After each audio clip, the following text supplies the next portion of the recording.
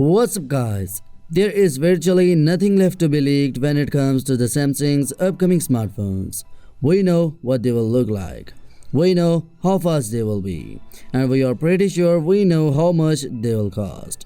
Even the release dates of the Galaxy S20, Galaxy Z Flip have appeared in leaks, but this week Samsung might have accidentally confirmed exactly when the Galaxy S20, S20 Plus and the S20 Ultra will begin the shipping. As noted by Sam Mobile, if you visit Samsung's website, you will be greeted by a teaser for the Galaxy Unpacked event set to take place on Feb 11th at 11 am PT.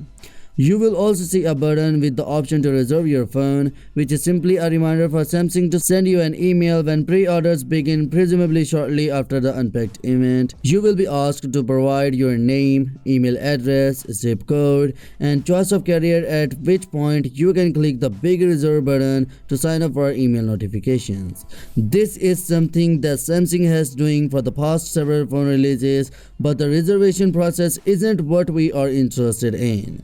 Rather, once you complete the process, you will see a message like this one I got, which reveals that I will be receiving an email to complete my pre-orders for a March 6th delivery. This is the same date that appeared on a table put together by Phone Arena earlier this month, and although we weren't sure where the dates came from at the time, this confirmation from Samsung's official United States website certainly adds a great deal of credence to the leak. We find it hard to imagine that Samsung would get a release date of its own flagship phone wrong, and the date does line up with previous Galaxy S flagship launches. So yeah, that's it for today, guys. And now what's your thoughts on this? Let me know your thoughts in the comment section below, and yes, smash the subscribe button and press the bell icon for more latest news. And as always, I will catch you tomorrow in the next one. Peace out.